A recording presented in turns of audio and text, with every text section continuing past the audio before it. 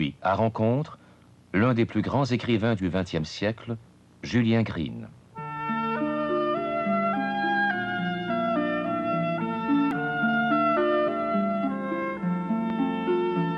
Julien Green est né en 1900 à Paris. Il est toutefois né américain et protestant. Julien Green est devenu catholique vers l'âge de 20 ans et a longuement songé à entrer dans un monastère. Demeuré dans ce qu'il appelle le monde, il est devenu, selon certains, le plus grand écrivain français de son temps. Julien Green est membre de l'Académie française. Ses romans ont presque tous été des best-sellers, et son journal est l'un des plus lus au monde. Il vient en publier un nouveau tome qui couvre les années 1978 à 1981, intitulé « La lumière du monde ». Son œuvre complète est d'ailleurs en cours de publication dans la Pléiade. 5 volumes sont parus à ce jour et comprennent à la fois ses romans, ses pièces de théâtre, ses essais, ses conférences et son journal, le tout accompagné d'introductions nombreuses et de commentaires des plus précieux. Mais devant la mort qui approche, Julien Green sent de façon encore plus vive que seule la sainteté a vraiment de la valeur. Et c'est pourquoi il vient de publier une vie de saint vraiment passionnante, une vie de saint François, cet homme qui serait, selon lui, la personne idéale pour notre monde d'aujourd'hui, ce monde qui court après son âme. Julien Green est interviewé chez lui, à Paris, par Marcel Brisebois. Julien Green, le titre de votre dernier tome de votre journal, La lumière du monde, je le trouve un peu ambigu. Ambigu parce que cette lumière du monde, c'est une lumière cachée, mais par ailleurs, le monde est lui-même toujours très beau pour vous. Vous êtes séduit par la beauté du monde, et c'est une beauté qui ne vous lasse pas. D'où vient cette fascination? Quand vous parlez de la beauté du monde, vous pensez particulièrement à la beauté du monde visible? Je pense à la beauté des paysages. Bien sûr. Je pense aussi à cette beauté des villes. Je pense aussi à la beauté des personnes. Vous racontez vous-même dans votre... Dans le dernier tome de votre journal, par exemple, ce voyage en Norvège, et vous êtes ébloui par la beauté du type humain. Vous êtes la plus belle race. Ah oui, c'est certainement une des plus belles races qui soit. Vous êtes ébloui aussi par la beauté des œuvres d'art, la beauté de la musique, la beauté de la peinture. Donc vous ne pourriez pas vivre sans beauté. Exactement, et je ne pourrais certainement pas vivre sans musique. C'est-à-dire, en tout cas, je n'aurais pas la même vie sans musique. La musique m'est nécessaire pour écrire. Ça paraît peut-être singulier, mais c'est ainsi. J'entends la musique tous les jours. Mais il y a la beauté naturelle, il y a la beauté de l'humanité, il y a la beauté de ce que l'homme peut faire, le génie humain. Et c'est un peu ce que j'entendais quand je parlais de la beauté du monde. Ce n'est pas seulement la beauté naturelle, c'est la beauté qui sort du monde, que le monde produit. La beauté de la création artistique. La beauté de la création artistique et la beauté non seulement artistique, mais scientifique. Et dans le siècle où nous vivons, ce qui me frappe le plus, je crois, c'est l'immense progrès de la science. Par exemple, en astronomie. Je ne suis pas du tout astronome, mais l'astronomie m'a toujours fasciné, et surtout le ciel étoilé depuis vraiment mon enfance. Alors ça a été ce qu'il y avait de plus beau. Il n'y a rien de plus beau à mes yeux qu'un ciel étoilé en été. Et quand j'étais tout à fait enfant, je situais là vaguement quelque chose que je n'arrivais pas à définir, qui était probablement ce que la religion nous donne. Je sentais que entre le ciel étoilé et nous, il y avait une sorte de correspondance. Il y avait un langage, peut-être un langage inexprimable, qui disait des choses que rien d'autre ne pouvait dire.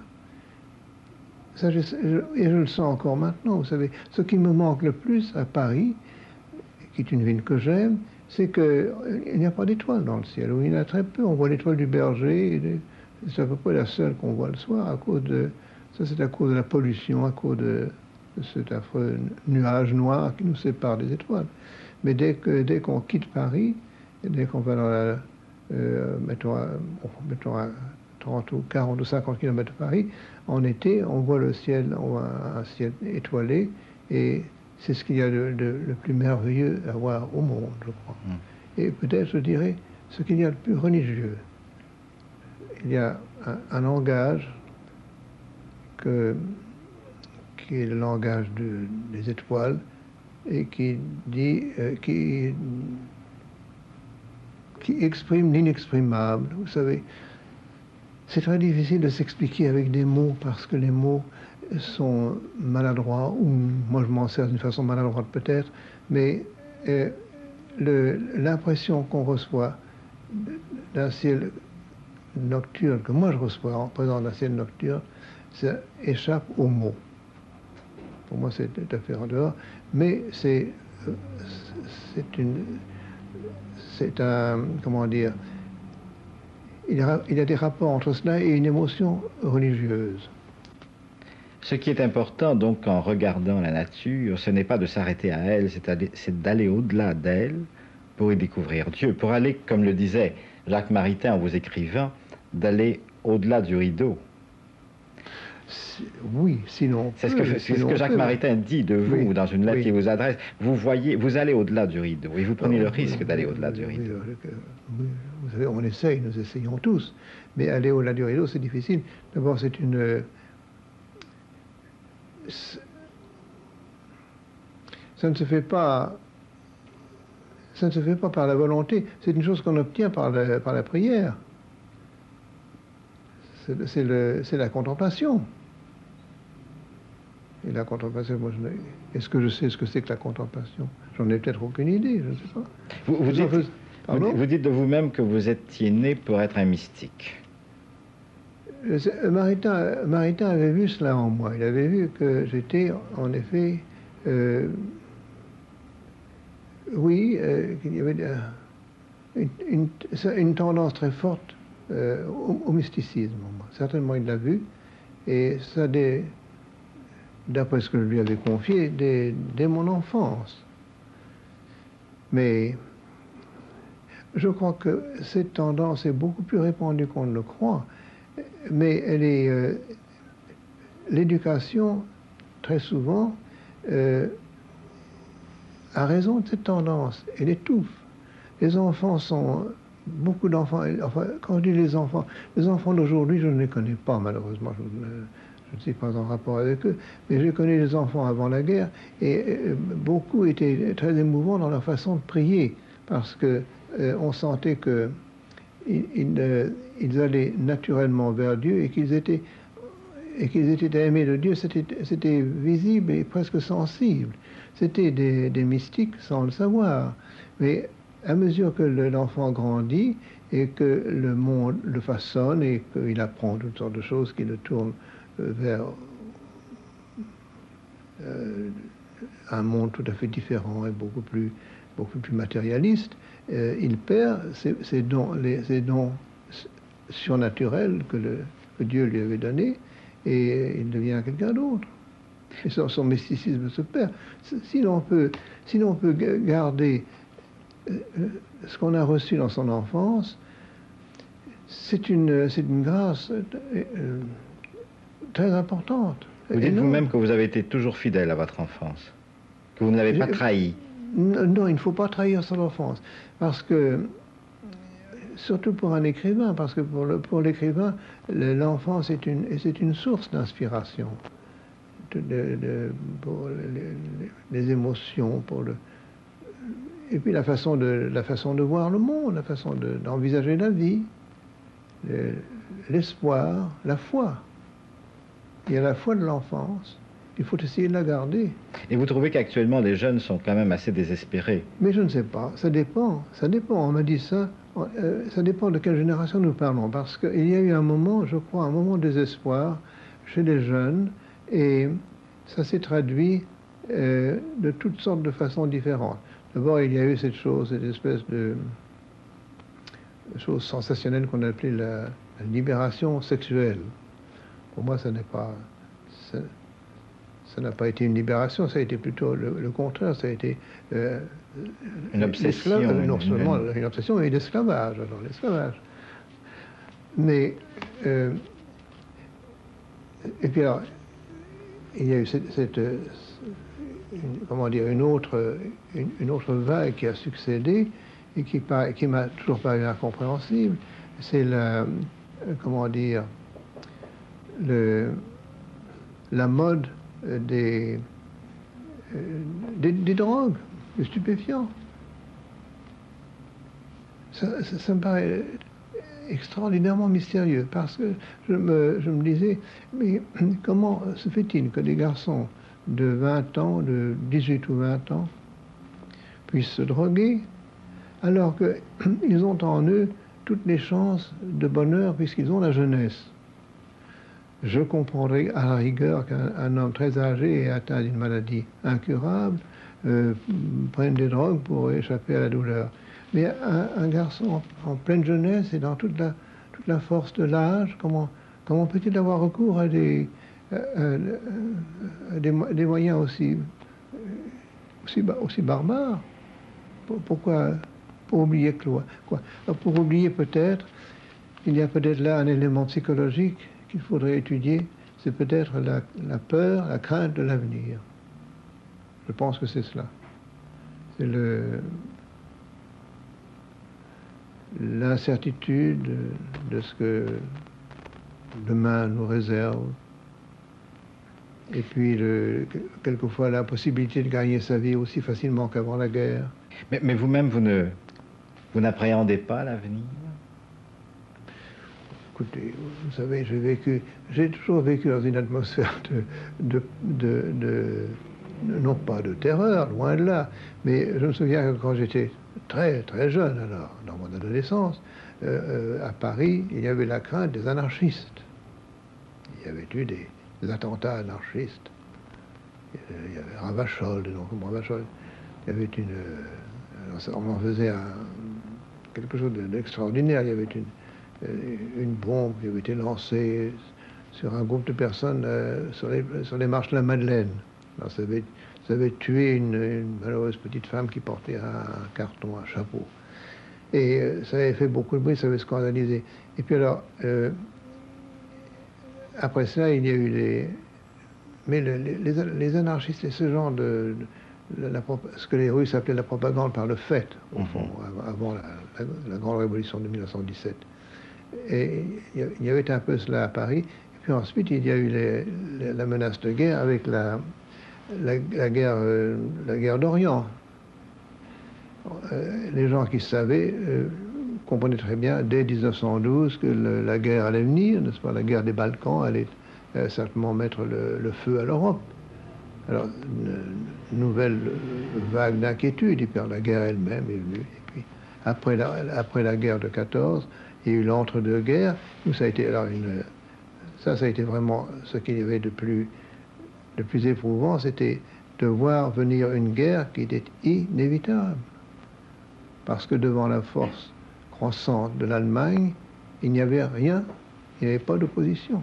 Mais vous-même, vous sentez bien que pour certains jeunes, il n'y a pas non plus d'avenir possible. Actuellement, on craint aussi que demain, il y ait une guerre. Il y a ce phénomène de la pollution dont vous avez parlé tout à l'heure, oui, qui est quand même extrêmement inquiétant, surtout pour des jeunes, peut-être, qui sont plus attentifs, peut-être, à ce phénomène-là que d'autres. En d'autres termes, comment est-il possible d'être heureux aujourd'hui? Il faut... Que voulez-vous que je vous dise? Il faut... Si l'on ne peut rien faire contre tout cela, si l'on ne peut rien faire contre les menaces de guerre, et je crois que la menace de guerre qui existe maintenant n'est pas du tout comparable à celle qui existait en 1936 ou 1938, parce que devant l'Allemagne, il n'y avait rien. Il n'y avait rien du tout. Et maintenant, devant un adversaire possible, il y aurait malgré tout quelqu'un de l'autre côté de l'océan qui fait obstacle. Et s'il n'y avait pas cela, il y aurait peut-être une Europe occupée par l'ennemi. Comment savoir? Vous parlez de la conjoncture politique. J'aimerais presque poser le problème en termes plus individualistes. Comment est-il possible pour un Comment homme... échapper à tout ça? Écoutez, alors, à ce moment-là, c'est une question de vie intérieure. Comprenez-vous? L'homme, que voulez-vous, l'histoire a toujours été terrible. C'est une suite de drames. Il y a toujours eu des tragédies. Il y a toujours eu des menaces dans l'histoire. Mais ça n'a pas empêché les gens d'avoir une vie intérieure, de s'en remettre à Dieu, parce qu'en dernier recours, c'est la seule chose à faire. Il faut faire ce que l'on doit faire sur terre, remplir sa vocation si on en a une, faire son travail et demander à Dieu de nous aider. Moi, je ne vois pas d'autre solution. C'est la seule solution, je ne dirais pas, c'est la seule solution intelligente. Tout ça peut peut-être apparaître très simple dans des termes, quoique des mots comme vocation sont des mots très difficiles à comprendre aujourd'hui, n'est-ce pas? Oui, mais vous parlez à quelqu'un qui les a... oui, je comprends ce que vous voulez dire. Malgré tout, c'est mon vocabulaire. Oui. Oui. Mais c'est quand même très difficile à comprendre qu'on ait une vocation. C'est très difficile d'abord, une vocation, c'est très difficile. Beaucoup de jeunes gens, alors je vois ça en ce moment, beaucoup de jeunes gens ont la vocation, ou croient avoir la vocation. Alors, les uns ont vraiment une vocation, Dieu les appelle à une vie, mettons, une vie religieuse, ou une vie de missionnaire, il y a beaucoup de vocations différentes. Mais d'autres ont peut-être une vocation qui n'est pas tout à fait authentique, parce qu'elle correspond plutôt à un désir de fuir le monde, de fuir le danger, et de se réfugier, de chercher un refuge. Ou un refuge contre le monde extérieur qui peut avoir des aspects terribles, pas toujours, mais terribles. Ou un refuge contre soi-même, parce que l'on sent en soi quelque chose que l'on veut combattre. Des passions trop fortes, par exemple. Alors on se jette dans les bras de Dieu et on se trompe de monastère. Et au bout de quelques années, on s'aperçoit qu'en effet Dieu vous appelait, mais qu'il n'était pas nécessaire d'être dans un monastère pour le suivre. Ça peut arriver très souvent. Et il y a dans les maisons religieuses, il y a beaucoup de fausses vocations. Oui. Certainement. Je crois qu'il y en a beaucoup.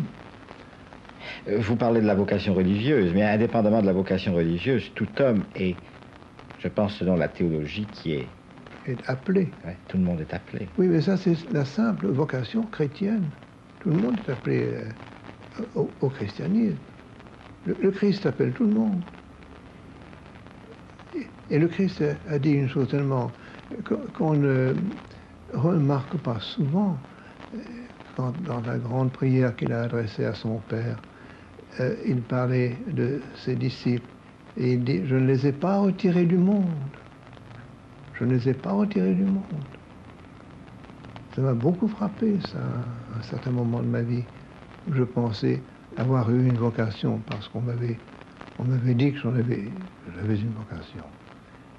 Et je crois qu'on me faisait peut-être faire fausse route. La vraie vocation, c'était de rester dans le monde et d'essayer de mener une vie chrétienne dans le monde, ce qui n'est pas facile. Et dans un monastère non plus, c'est pas facile, mais enfin, c'est toujours difficile. Et surtout de porter témoignage, parce que le christianisme est toujours menacé, et il faut que les chrétiens soient là pour témoigner de la présence du Christ. Qu'est-ce que signifie pour vous l'appel à la sainteté, l'appel à la perfection que le Christ lance à chacun? Comment voulez-vous définir ça autrement? C'est un appel, c'est une voix intérieure qui vous qui vous demande quelque chose. Cette voix intérieure, on l'entend, elle n'est pas... On ne peut pas la confondre avec ce que nous pensons nous-mêmes. Ce n'est pas une voix qui vient de nous. Ce n'est pas un dialogue de nous-mêmes avec nous-mêmes. C'est quelque chose de très particulier qui ne se confond avec rien d'autre. La voix, quand la voix de Dieu se fait entendre, elle est très reconnaissable. Elle est très reconnaissable. Elle se fait sans doute très rarement entendre. Mais quels sont les critères dont nous disposons pour la reconnaître, cette voix? Ou est-ce qu'elle échappe au contraire à tout critère? Je ne peux pas répondre à cette question parce qu'elle est trop difficile. Je veux dire par là que je ne vois pas de critères. Elle s'impose. C'est une voix qui s'impose, qui a une autorité telle qu'elle est indiscutable. Et encore une fois, elle ne se confond avec rien d'autre.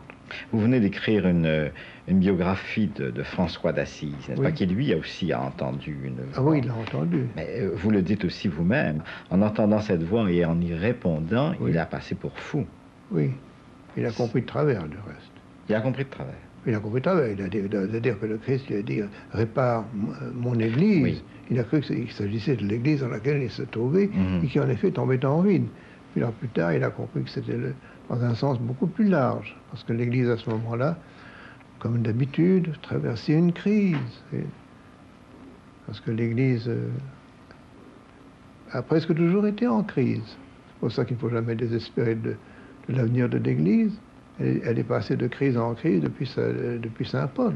Au début, il a compris de travers, comme vous venez de le dire, mais il n'en demeure pas moins que vous-même, vous le faites remarquer à la fin de votre ouvrage, que la vie de Saint François, c'est une sorte d'échec, finalement, comme la vie du Christ a été un échec. Oui, la vie de Saint François a été un échec, si l'on veut, et selon lui, selon ses vues, c'était certainement un échec, parce que ce qu'il voulait, c'était une grande fraternité, et en disant cela, je ne veux surtout pas blesser les franciscains que j'aime beaucoup, bien sûr, et j'aime beaucoup leur ordre. Mais ce que François avait dit qu'il voulait, c'était une grande famille d'hommes, de femmes et d'enfants qu'il aurait suivis et qu'il voulait mener au paradis. Il voulait sauver le monde par les moyens les plus simples et les plus difficiles, c'est-à-dire par l'amour et par le refus de tout ce que le monde avait à offrir de séduisant et de faux, et il faut bien le dire quelquefois de diabolique, et d'aller droit vers Dieu comme des enfants. C'était une idée, ce que les philosophes auraient pu appeler une idée de force, prodigieusement puissante, et l'Église a vu, avec le génie qui lui est particulier, elle a vu tout ce qu'on pouvait tirer d'une idée pareille, parce que c'était prodigieux comme élan vers Dieu. Et François, d'autre part, obéissait avec amour à l'Église. Il aimait l'Église, parce que l'Église était le Christ. Il aimait le Christ. Il l'aimait tout son cœur. Et l'Église représentait, non seulement représentait, mais c'était le Christ. Quand l'Église parlait, François obéissait. Mais il reste ceci, c'est que quand on a commencé à appeler sa fraternité un ordre, ce n'était plus tout à fait la même chose. Quand on a commencé à bâtir des monastères pour les franciscains, ce n'était pas ce qu'il voulait, parce qu'il était, à l'origine, il était contre ce genre de choses. Il ne voulait pas qu'on bâtisse. Il voulait la pauvreté absolue. Mais l'Église voyait très clair et comprenait que ce genre de vie n'était pas matériellement possible à cause de la forme de civilisation que le monde avait adoptée. Mais vous-même, Julien Green, quand vous dites que vous avez, au début de votre conversion, voulu devenir comme François d'Assise, Alors, je voulais être Saint François d'Assise, pas devenir roi, je voulais être exactement comme lui. Mais après tant d'années, est-ce que vous avez l'impression d'avoir échoué? Oh, misérablement. Que vous voulez que je vous dise? Si je vous disais, ben non, j'ai parfaitement réussi, vous ririez, moi aussi. Non seulement François d'Assise a été pour moi un grand compagnon et un frère vraiment, un fraticello, une présence et un encouragement, parce que je comprends mieux son langage que le langage des théologiens. Vous savez qu'il n'aimait pas la théologie. Ou plutôt, elle ne l'attirait pas. Elle disait, c'est très bien pour les gens très savants, ça n'est pas fait pour moi ni pour mes frères. Nous n'avons pas de théologie. Toute notre théologie, c'est l'évangile, c'est ce que le Christ a dit. Il faut suivre, il faut lire l'évangile et faire ce que le Christ nous dit de faire. Alors, on peut le faire évidemment, mais est-ce qu'on peut le faire littéralement? Ça a été le problème. Julien Green, je vous remercie. Rappelons que Julien Green vient de publier Frère François aux éditions du Seuil. Si l'on dit parfois que Saint François rejetait la science théologique, Julien Green y cite en page 284 une lettre de François adressée à Antoine, c'est-à-dire Antoine de Padoue, dont la culture était immense et vaste. À frère Antoine, mon évêque, frère François, salut. Il me plaît que tu enseignes aux frères la sainte théologie, pourvu que dans cette étude, tu n'éteignes pas l'esprit de raison et de dévotion, comme il est prescrit dans la règle. Ajoutons que Julien Green publie toujours son journal. Le dernier tome paru a pour titre « La lumière du monde » et couvre les années 1978 à 1981. Ce livre est aussi publié par les éditions du Seuil. On peut aussi se procurer les œuvres complètes de Julien Green, dont 5 volumes sont parus déjà dans la Pléiade aux éditions Gallimard. On y trouve ses romans, ses pièces de théâtre, ses essais, ses conférences et son journal, le tout annoté et commenté. Julien Green parlera de la vie intérieure dans une deuxième entrevue à Rencontre mardi à 23h25. Univers des sports dans un moment. En direct de l'aéroport de Québec, une émission spéciale sur la visite du président des États-Unis, Ronald Reagan, à 14h45.